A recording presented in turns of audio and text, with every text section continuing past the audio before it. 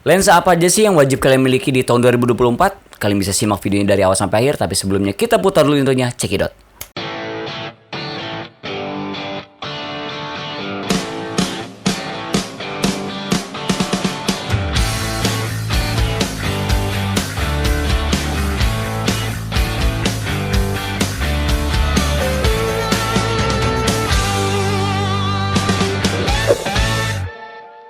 Assalamualaikum warahmatullahi wabarakatuh. Baik lagi di Farul Aziz Channel. Oke teman-teman, di video kali ini gue mau ngasih rekomendasi lensa yang wajib kalian miliki di tahun 2024. Nah, nanti gue bakal jelasin fungsi lensa-lensa yang bakalan nanti gue rekomendasiin itu untuk apa aja. Oke, di sini gue ada 3 lensa yang berbeda ya teman-teman, dan focal length-nya berbeda, terus f-nya juga beda, dan fungsinya pun berbeda-beda ya. Nah, yang pertama di sini gua ada lensa kit ya, lensa kit Canon di 7D sebenarnya ini tuh. Kalau lensa kit yang di 550D yang entry level itu kan cuma 18 sampai 55, dan kalau misal di 7D itu di 18-135. Dia memiliki focal length yang lumayan panjang ya. Bisa disebut ini semi tele ya teman-teman, karena udah focal length-nya tuh sampai 135. Dan yang terlebarnya di sini ada di 18 mili ya. Jadi kalau misalnya kalian mau street, terus juga mau wedding, nah ini cocok ya, karena kita nggak perlu ganti-ganti lensa, secara ribet gitu ya. Misalnya butuh yang luas dan butuh yang zoom, nah ini cocok banget, salah satu rekomendasi lensa buat teman-teman yang mungkin di weddingan gitu ya, atau enggak yang street fotografi, karena membutuhkan focal length yang luas dan yang yang zoom gitu ya. Jadi nggak perlu ganti-ganti lensa. Nah, salah satu rekomendasinya di 18-135 atau enggak ada di 250. Sorry, gue pernah punya juga di kemarin, tapi udah gue jual lagi. Itu cocok banget untuk kalian yang motret street, motret wedding, itu cocok banget. Nah, lensa yang Canon ini ya, yang Canon ini murah banget sih sebenarnya. Kalau lensa kit ini tuh cuman kisaran ya 1,5 juta sampai 2 juta paling mahal lah ya. Itu secondnya ya teman-teman. Tapi kan ini di Canon ya. Tapi kalau misalnya di kamera-kamera lain, misalnya di kamera Sony juga sama, ada lensa-lensa yang zoom juga ya. Misalnya kalau di Sony itu ada di 18-105, itu juga cocok banget, yang f-nya di 4 konstan ya teman-teman.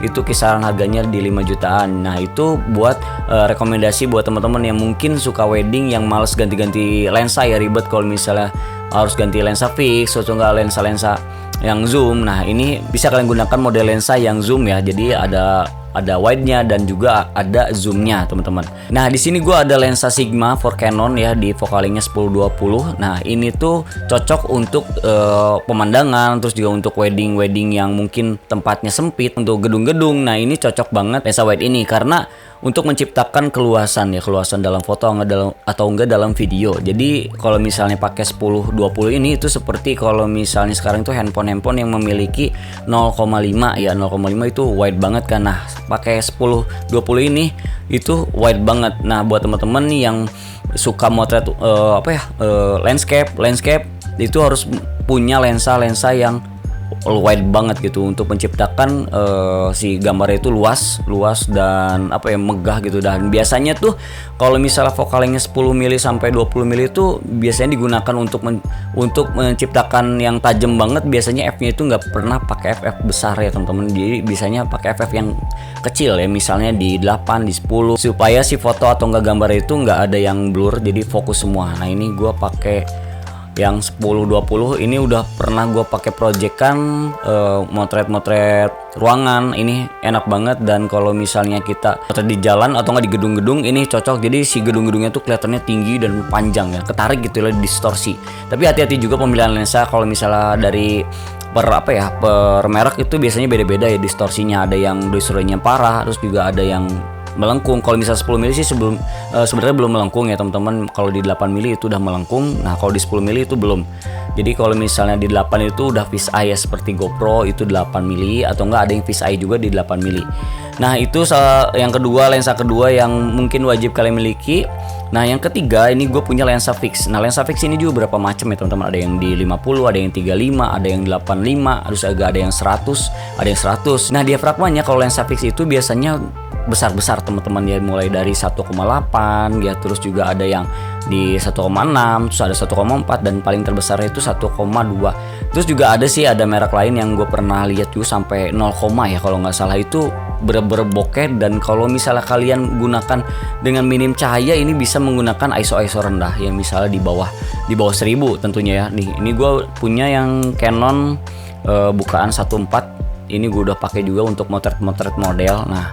Nah buat teman-teman yang suka motret model itu, ini paling dijagokan ya untuk beauty shoot. Ini enak banget, dan blurringnya tuh benar-benar mantap lah. Kalau misalnya kita semakin besar, biasanya si depth of field atau nggak blurnya atau bokeh itu juara banget lah pokoknya kalau misalnya kita menggunakan lensa fix.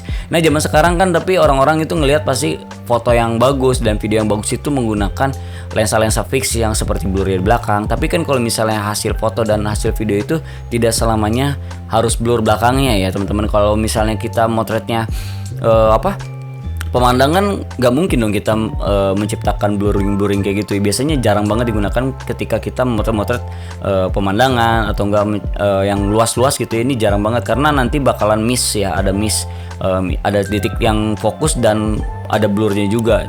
Jadi nggak fokus semua. Kalau misalnya kita menggunakan lensa yang kayak gini, ini lensa wide, ini pasti f-nya f kecil.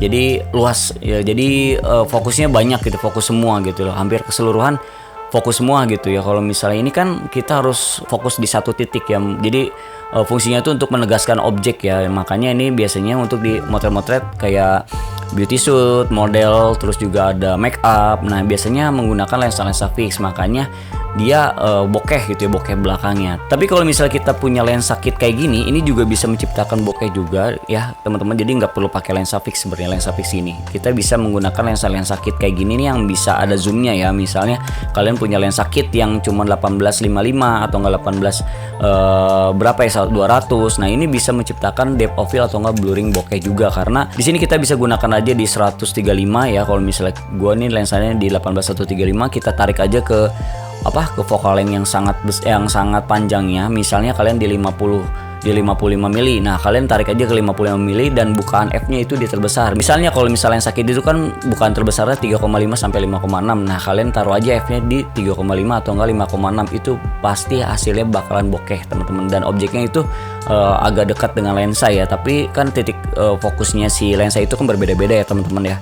Di sini juga ada maksimum si fokusnya di setiap lensa itu ada, jadi nggak semuanya bisa deket banget. Kalau misalnya kalian pengen motret yang deket banget, nah kalian bisa gunakan lensa makro ya, sampai detail-detail kayak serangga. Nah itu kalian gunakan lensa makro. Biasanya lensa makro pun sama sih, ada wide-nya, terus jadi ada zoom. Nah nanti di titik zoomnya itu ada fitur makronya, jadi bisa motret yang lebih kecil. Kalau misalnya motret produk itu cocoknya pakai lensa apa? Nah itu kembali ke kebutuhan. Sebenarnya kalau gue sih rekomendasiin pakai lensa fix ya teman-teman, antara 50 atau enggak 35 mili. Terus bukaannya ya bisa sampai 1,8, 1,4 tergantung lensa. Tapi lensa fix lebih cocok karena dia tuh untuk tidak ada distorsi, tidak ada perubahan pada si produk tersebut. Jadi real segitu ya segitu gitu. Lebih tajam juga sih kalau misalnya lensa fix itu. Beda seperti lensa yang zoom itu sebenarnya ada chromatic aberration ya. Kalau chromatic itu biasanya ada di pinggir-pinggir satu objek ketika fokus ya. Nanti misalnya ada keunguan, terus ada beda, tiap lensa beda-beda ya teman-teman. Jadi setiap lensa sebenarnya ada kelebihan dan kekurangannya masing-masing ya. Tiap misalnya mereknya merek Canon atau enggak merek Sigma, merek Tamron, itu sebenarnya kembali lagi ke budget kalian ya. Budget kalian itu bisanya kemana. Jangan terlalu memaksakan harus pakai lensa mahal sebenarnya. Tapi lensa yang menurut gua masih ramah di kantong, menurut gua masih bisa menghasilkan karya-karya yang bagus ya. Jadi jangan terpaku, aduh gua nggak punya lensa mahal dan nggak punya kamera mahal. Sebenarnya kalian bisa memaksimalkan, memperdalam ilmunya tentang fotografi atau videografi. Nanti kalian bisa gitu menyesuaikan.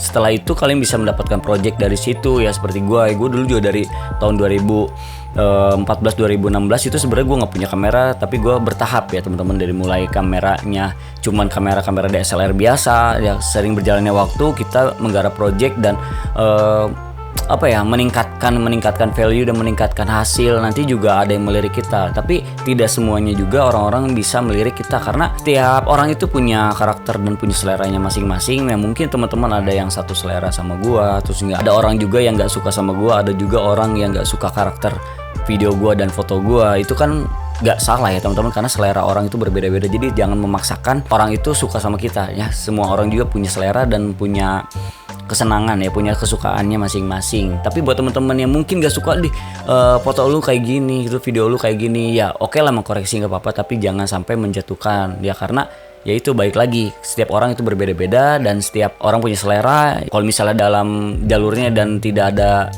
melenceng atau menjatuhkan orang lain, ya wajar-wajar aja saja gitu ya teman-teman. Juga ada salahnya kita membuat konten, ya membuat aja, tapi jangan sampai menjatuhkan orang lain. Nah teman-teman, jadi di sini gue udah rekomendasiin ya, gue ulangi lagi. Di sini gue punya lensa yang zoom, maksudnya zoom itu di 18-135, bisa digunakan untuk kalian yang mungkin suka fotografinya itu dari street fotografi, terus juga suka wedding ya, karena membutuhkan kecepatan untuk menangkap momen. Nah ini cocok di lensa-lensa zoom ya. Itu merek tergantung kalian, budget kalian, tidak mematok untuk harus Canon, Sigma atau enggak harus merek-merek lain ya kayak Tamron, itu tergantung ya, karena setiap merek juga punya focal length atau enggak punya jenis lensa yang masing-masing ya teman-teman. Jadi jenis lensa yang buat kalian yang suka fotografinya street atau enggak wedding, ya lebih baik kalau menurut gua di 18-135 atau enggak di 18 sampai berapa lah, ada zoom lah pokoknya, ada wide-nya, ada telenya.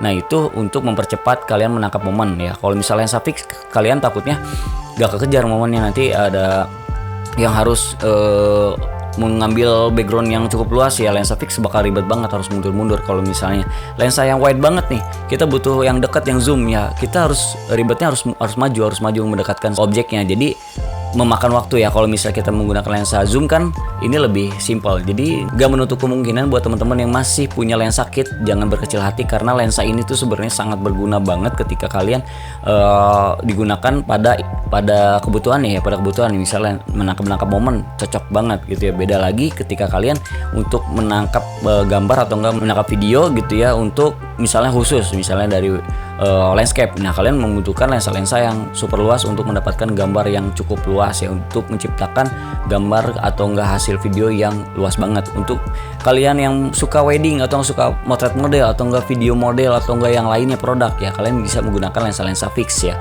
karena untuk menciptakan beauty shoot yang bisa mendapatkan depth of field yang bagus, yang manis, yang mempertajam dan mempertegas si suatu objeknya. Nah segitu aja mungkin video kali ini, semoga bermanfaat untuk kalian semua. Mohon maaf jika ada kesalahan kata. Dan yang belum subscribe, kalian bisa klik dulu tombol subscribe-nya dan klik loncengnya biar kalian gak ketinggalan video terbaru dari gua. See you next video, bye bye.